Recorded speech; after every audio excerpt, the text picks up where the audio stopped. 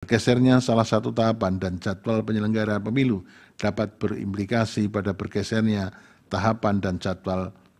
berikutnya. Tahapan dan jadwal penyelenggaraan pemilu sebagaimana telah ditetapkan tersebut juga telah mengakomodir adanya alokasi waktu untuk kemungkinan pemilu presiden dan wakil presiden putaran kedua.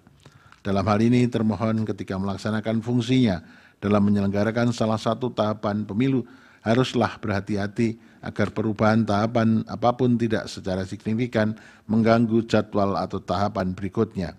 Oleh karena itu, Mahkamah memandang termohon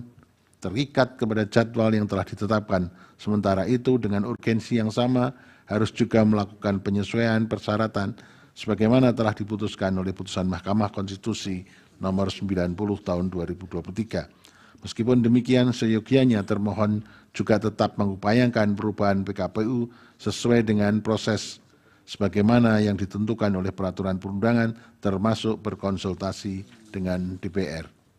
Bahwa berkenaan dengan hal tersebut, pada tanggal 31 Oktober tahun 2023 termohon telah melakukan konsultasi dengan DPR dan pemerintah terkait usulan rancangan perubahan PKPU nomor 19 tahun 2023. Hal ini terdapat dalam isi surat KPU nomor 4.338 dan seterusnya tahun 2023 bertanggal 1 November tahun 2023 perihal permohonan harmonisasi rancangan peraturan KPU tentang perubahan atas peraturan Komisi Pemilihan Umum nomor 19 tahun 2023 tentang pencalonan peserta pemilihan umum presiden dan wakil presiden yang di dalamnya antara lain mengatakan bahwa termohon telah melaksanakan konsultasi dengan DPR dan pemerintah melalui rapat dengar pendapat atau RDP pada hari Selasa 31 Oktober tahun 2023. Adapun RDP tersebut telah menghasilkan kesimpulan menyetujui rancangan peraturan KPU tentang perubahan atas peraturan Komisi Pemilihan Umum nomor 19 tahun 2023 tentang pencalonan peserta pemilihan umum presiden dan wakil presiden dan telah ditandatangani oleh Ketua Komisi 2 DPR, PLT Dirjen Politik dan Pemerintahan Umum Kementerian Dalam Negeri, Ketua KPU Republik Indonesia, Ketua Bawaslu Republik Indonesia, dan Ketua DKPP Republik Indonesia.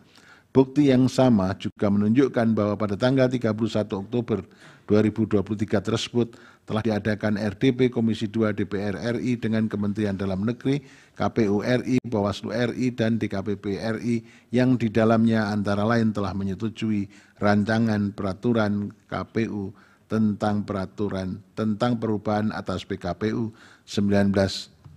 2023 vide bukti T8. Artinya dalam RDP tersebut seluruh fraksi di DPR menyetujui rancangan perubahan PKPU 19 2023. Fraksi yang dimaksud adalah representasi partai politik yang semuanya menjadi peserta pemilu tahun 2024 di mana masing-masing partai tersebut berhak dan memiliki potensi untuk mencalonkan pasangan calonnya dalam pemilihan presiden dan wakil presiden tahun 2024 sepanjang memenuhi ketentuan Undang-Undang Pemilu. Secara faktual, tidak terdapat satupun bukti yang menunjukkan adanya partai politik yang menolak atau memberi catatan atas perubahan PKPU 19 tahun 2023. Bahwa lebih lanjut, berkenaan dengan kewajiban termohon untuk berkonsultasi dengan DPR dalam penyusunan PKPU, Mahkamah telah menegaskan dalam putusan Mahkamah Konstitusi nomor 92 tahun 2016 yang diucapkan dalam sidang pleno terbuka untuk umum 10 Juli tahun 2017 dan putusan Mahkamah Konstitusi nomor 78 tahun 2022 yang diucapkan dalam sidang pleno terbuka untuk umum pada tanggal 29 September tahun 2002 yang dalam pertimbangannya antara lain menyatakan dan seterusnya dianggap telah diucapkan bahwa pertimbangan hukum tersebut menegaskan konsultasi dengan DPR merupakan salah satu syarat wajib bagi termohon untuk melakukan perubahan PKPU, sekalipun hasil konsultasi bersifat tidak mengikat termohon. Di satu sisi termohon harus menunggu hasil konsultasi dengan DPR untuk melakukan perubahan PKPU, namun di sisi yang lain tenggat waktu pendaftaran pasangan calon sudah harus ditutup pada tanggal 25 Oktober tahun 2023 agar termohon dalam melanjutkan tahapan pemilu tahun 2024. Bahwa berkenaan dengan hal itu pula, pada tanggal 1 November tahun 2023, termohon bersama Direktur Jenderal Peraturan Perundangan, Kementerian Hukum dan Hak Asasi Manusia melakukan harmonisasi rancangan peraturan Komisi Pemilihan Umum tentang perubahan atas peraturan Komisi Pemilihan Umum. Hal ini didasarkan atas permintaan termohon yang dibuktikan melalui bukti T8 berupa surat KPU nomor 4338 dan seterusnya tahun 2023 bertanggal 1 November tahun 2023 perihal permohonan harmonisasi rancangan peraturan KPU tentang perubahan atas peraturan Komisi Pemilihan Umum nomor 19 tahun 2023 tentang pencalonan peserta pemilihan umum Presiden dan Wakil Presiden. Pengajuan permohonan harmonisasi tersebut juga telah diajukan sebelumnya, yaitu melalui surat KPU nomor 4216 tahun 2023 bertanggal 24 Oktober tahun 2023 yang ditanggapi oleh Kementerian Hukum dan Asasi Manusia yang pada pokoknya meminta KPU untuk melaksanakan konsultasi dengan DPR terlebih dahulu. Bahwa kemudian pada tanggal 3 November 2023 diterbitkan Peraturan Komisi Pemilihan Umum nomor 23 tahun 2023 tentang perubahan atas Peraturan Komisi Pemilihan Umum nomor 19 tahun 2023 tentang pencalonan peserta pemilihan umum Presiden dan Wakil Presiden dalam PKPU AKO sebagaimana telah disetujui dalam rapat konsultasi dengan DPR persyaratan pasangan calon sebagaimana telah ditafsirkan oleh putusan Mahkamah Konstitusi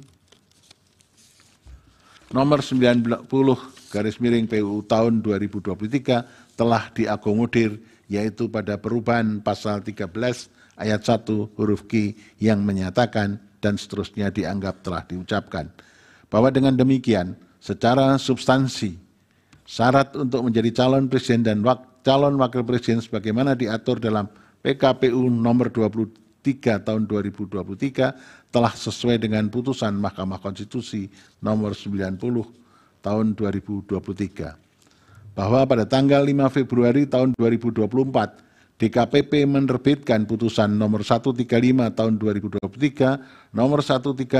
tahun 2023, nomor 137 tahun 2023 dan nomor 141 tahun 2023. Putusan tersebut menyatakan bahwa tindakan KPU yang mendahulukan tindakan administrasi merupakan pelanggaran kode etik karena tidak sesuai dengan tata kelola administrasi tahapan pemilu dan bertentangan dengan ketentuan Peraturan Komisi Pemilihan Umum dan Undang-Undang Pemilu.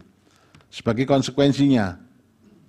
telah terjadi pelanggaran etik yang berujung pada penjatuhan sanksi berupa peringatan keras dan sanksi peringatan keras terakhir terhadap komisioner KPU oleh DKPP.